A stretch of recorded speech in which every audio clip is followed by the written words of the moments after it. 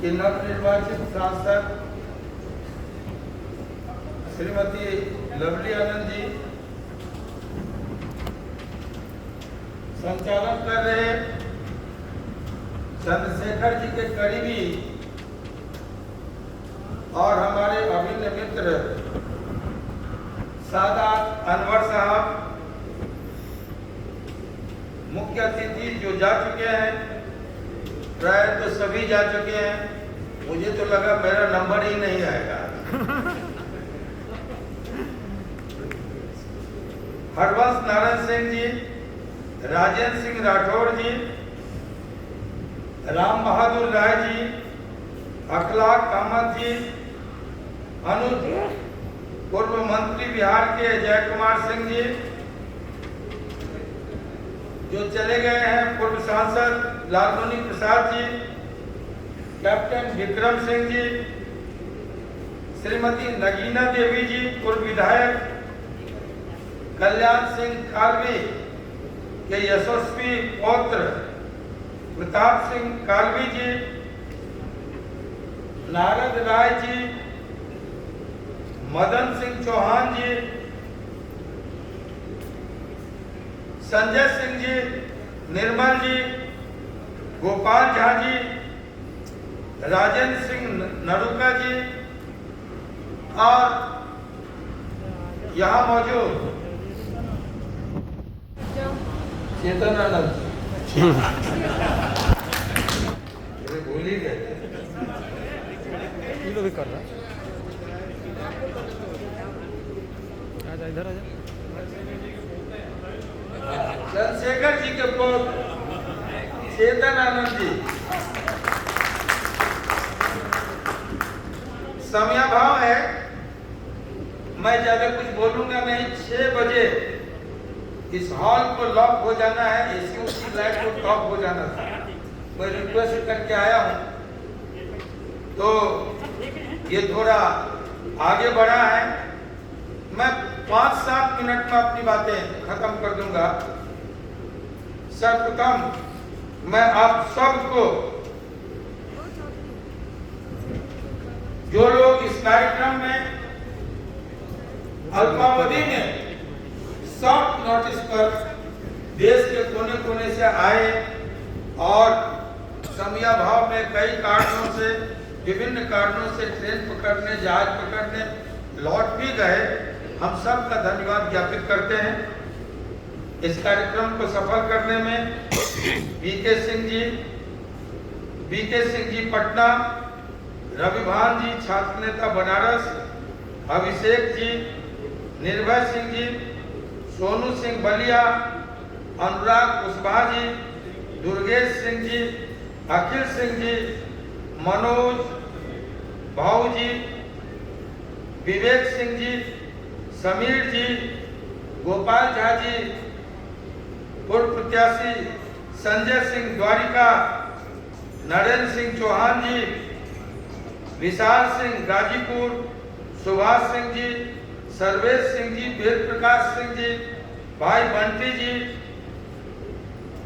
चंदन भास्कर जी, अशोक सिंह जी नोएडा, इन तमाम लोगों का, और जो जिनका नाम छूट जाए अदरवाइज नहीं लीजिएगा, आप सबका हम आभार प्रकट करते हैं, धन्यवाद ज्ञापित करते हैं।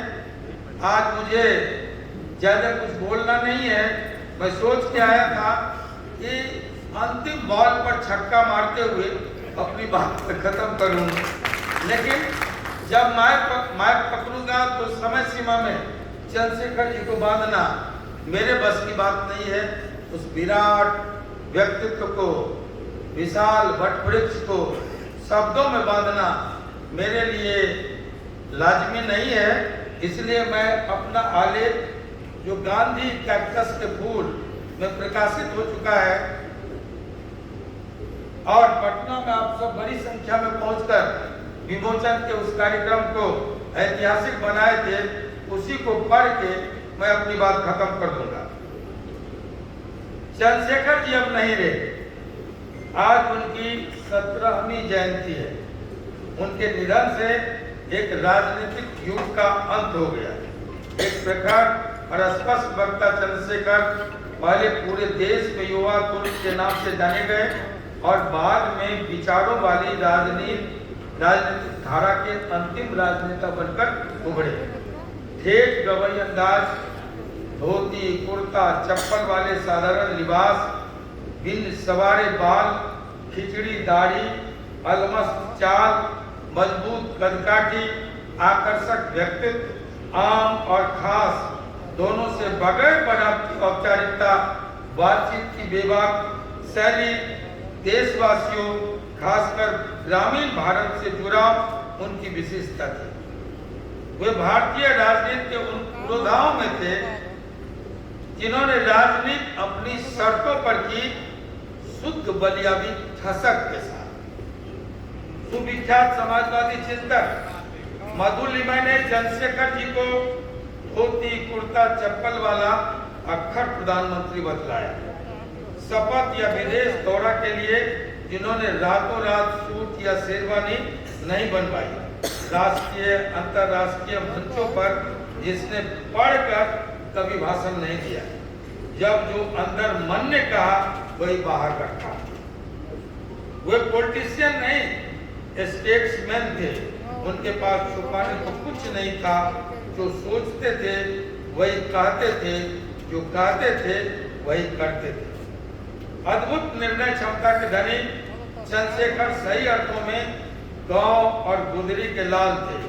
कई बार अपने ढंग से उन्होंने देश की राजनीति को दिशा दी।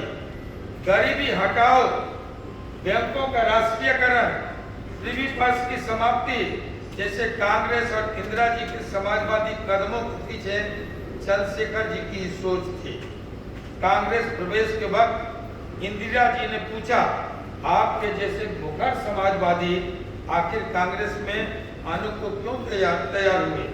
उनका स्पष्ट जवाब था, मैं कांग्रेस के चाल चरित्र और चेहरा को बदलने आया। फिर इंदिरा जी ने पूछा, अगर ऐसा संभव नहीं हुआ? चंद्रशेखर जी ने सवाल दागा, सच सुनेंगे? इंदिरा जी ने कहा, मैं आपसे सच की ही उम्मीद रखती हूँ। उनका जवाब था, तो फिर मैं कांग्रेस को तोड़ दूंगा। कांग्रेस विभाजन के वक्त के कामराज, मोरारजी देसाई, निजलिंग गप्पा, नीलम संजीव रेड्डी, चंद्रभानु गुप्त, सत्येंद्र नारायण सिंह, तारकेश्वरी सिन्हा, राम सुभग सिंह जैसे सिंडिकेट के धाकड़ों की बनिस्बत अपेक्षाकृत कमजोर इंदिरा जी के साथ खड़ा होना, अंतरात्मा की आवाज के नाम पर राष्ट्रपति बीबी गिरी के चुनाव में उनकी वैचारिक भूमिका और फिर इंदिरा जी के विरोध के बावजूद कांग्रेस कार्य समिति में उनके प्रत्याशी को हराकर भारी अंतर से जीत ने बहुत पहले ही भारतीय राजनीति में उन्हें विशिष्ट बना दिया था। उन्हें लीड पर चलना स्वीकार नहीं था। अपने दृढ़ वैचारिक पृष्ठभूमि के चलते वे धारा के प्रतिकूल चलने और साहस के साथ सार्थक हस्तक्षेप करने वाले भारतीय राजनीति की शायद अंतिम कड़ी थे। कश्मीर पर शेख अब्दुल्ला का मजबूती से साथ, डीके बरुआ की सीमित तानाशाही के सिद्धांत पर कदम बढ़ा चुकी इंदिरा जी की इमरजेंसी के खिलाफ कांग्रेस में रहते हुए भी श्री कृष्णकांत, मोहन धारिया, रामधन जैसे मित्रों सहित 60 सांसदों के साथ जेपी के पक्ष में खड़ा होना और जेल जाना, ऑपरेशन ब्लू स्टार की वाहवाही के बीच उसे अक्षम अपराध और ऐतिहासिक भूल करार देना, नेपाल में राजशाही के खात्मे और लोकशाही की स्थापना के संघर्ष में अविस्मरणीय भूमिका उनके एकला चलो राजनीति का उदाहरण है। आतंकवादियों के खिलाफ सिख आस्था का प्रतीक स्वर्ण मंदिर पर सैनिक अभियान पर कई विकल्प सुझाते हुए उनका दूरंदेशी कथन, देश को इसकी कीमत चुकानी पड़ेगी, बाद के दिनों में प्रधानमंत्री इंदिरा जी की हत्या देशव्यापी सिख विरोधी दंगों में जान माल की अपार क्षति ने उनकी भविष्यवाणी को सच साबित किया। धोखे और धोखाधड़ी कि आज की राजनीति में वो दोस्ती और वचन निभाने वाले राजनेता के रूप में मशहूर थे। वे यारों के यार थे। कांग्रेस के समर्थन के कारण भारी आलोचनाओं, युवा आक्रोश के विस्फोट और उन्माद में जलते देश की बागडोर संभालने के साथ ही चौतरफा शांति, बाबरी मस्जिद, राम जन्मभूमि विवाद पर सद्भावपूर्ण सार्थक पहल उनके कुशल नेतृत्व के कुछ प्रमाण है, जिसे समयाभाव में अंजाम नहीं मिल सका। देश भी यह जानता था कि बात बेबात कांग्रेस की समर्थन वापसी की धमकी से तंग आकर एक दिन जब उन्होंने इस्तीफे का मन बना लिया तो दोनों तरफ के मित्रों ने समझौते की पहल की।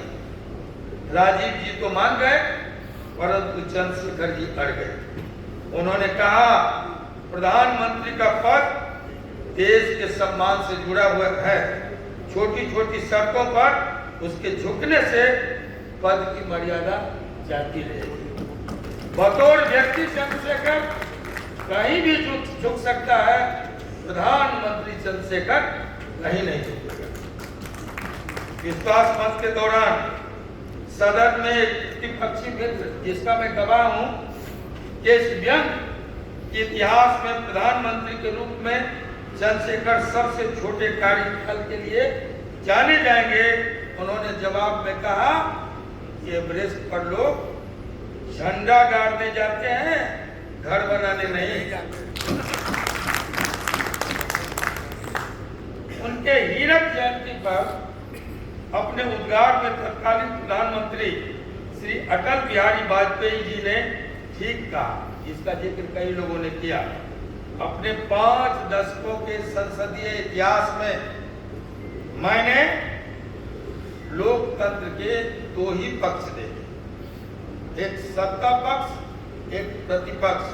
लेकिन जैसे ही चंद्रशेखर जी की एंट्री भारतीय राजनीति और लोकतंत्र में हुई, एक तीसरा अभय पक्ष भी उभर के आया और वो था निष्पक्ष।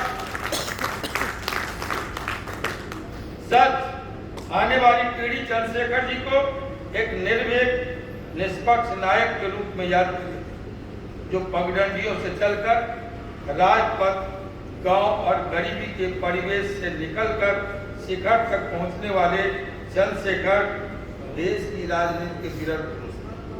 महात्मा गांधी को प्रेरक, आचार्य नरेंद्र देव को अपना आदर्श मानने वाले चंद्रशेखर जी जयप्रकाशी थे। आपातकाल के पूर्व जयप्रकाश आंदोलन के दौरान उन्होंने जेपी से न मिलने की सलाह इंदिरा जी को बार बार दी और उनको समझाया कि जब जब भी सत्ता संत से टकराता है, हार सत्ता की सुनिश्चित होती।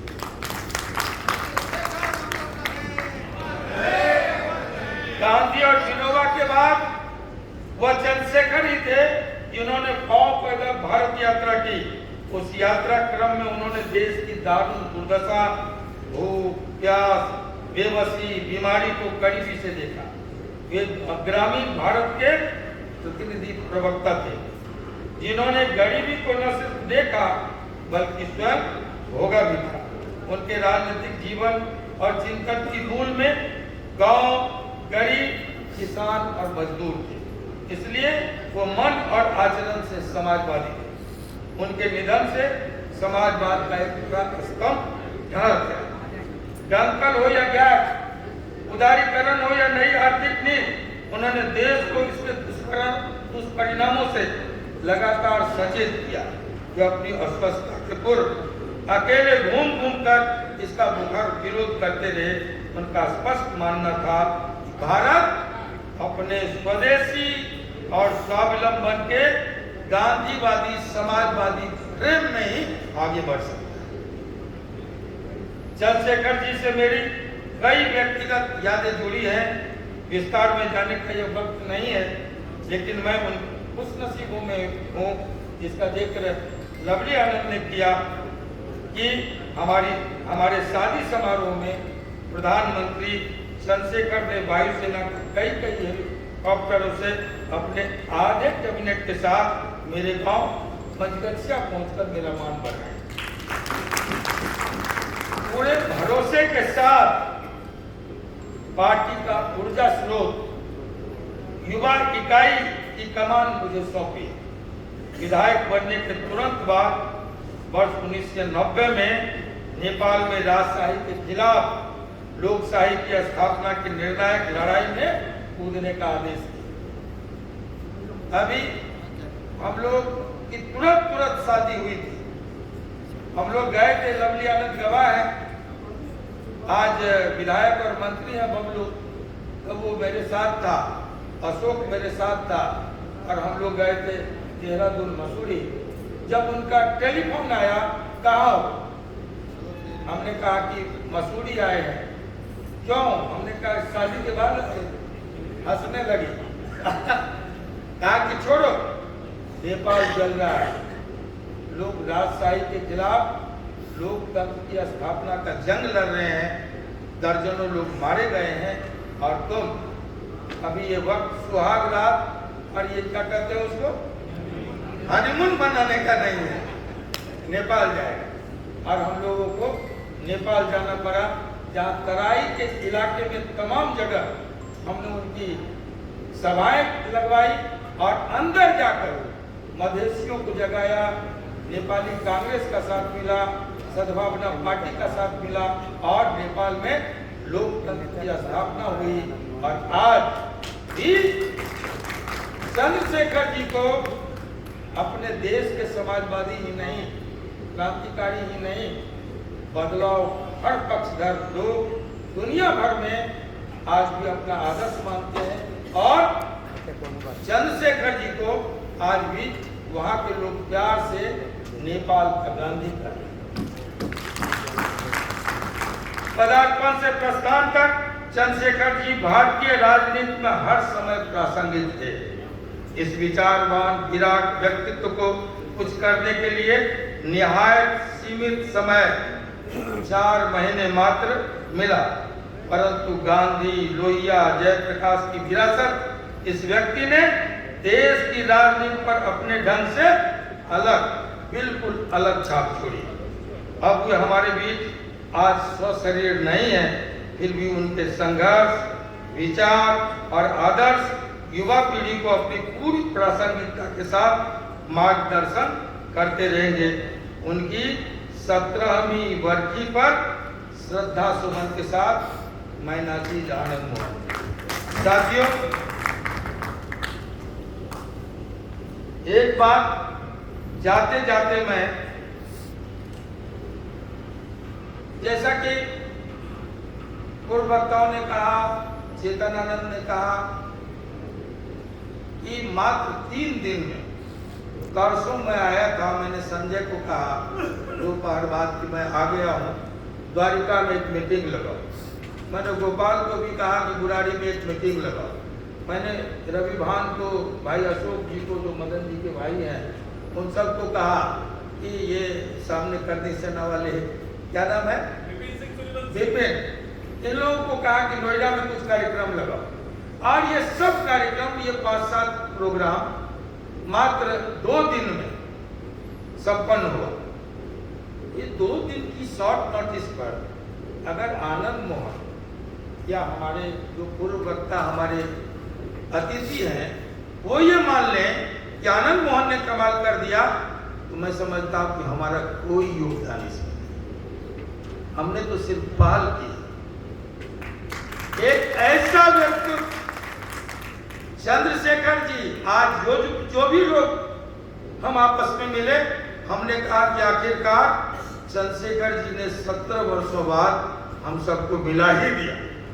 ये उनकी उस विराट व्यक्तित्व की देन है। अगर हम लोग सभी अपनी अपनी जगह जो चंद्रशेखरवादी हैं,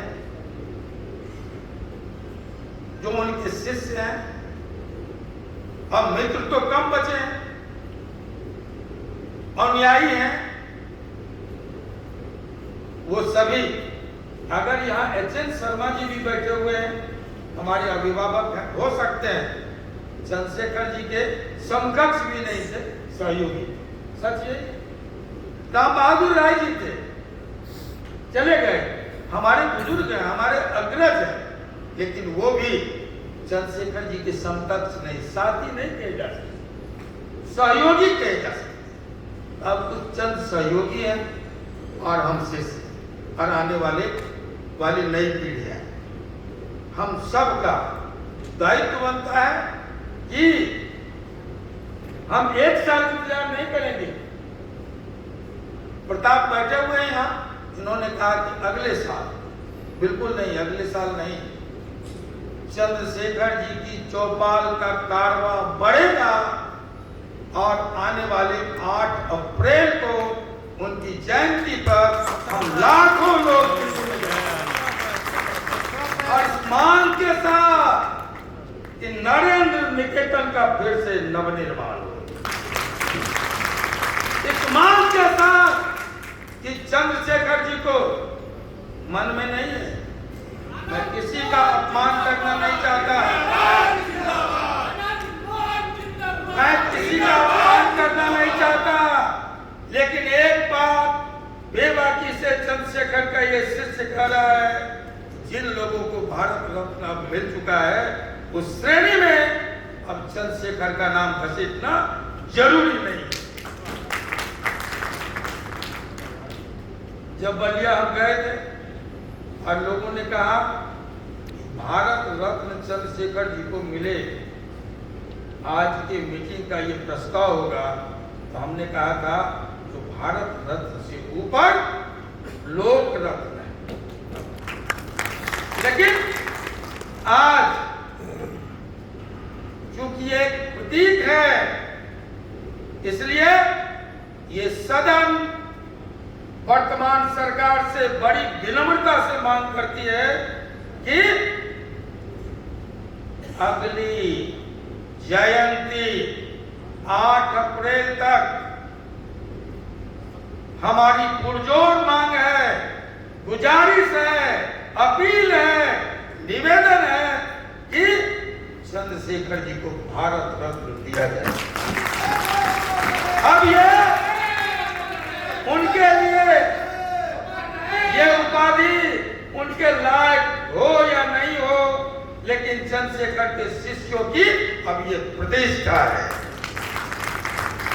और इसलिए इस प्रतिष्ठा को हम आगे बढ़ाएंगे, इस लड़ाई को हम आगे बढ़ाएंगे। मुझे लगता है संवेदनशील सरकार और प्रधानमंत्री इस सदन की भावना का आदर करेगा और 8 जुलाई 8 अप्रैल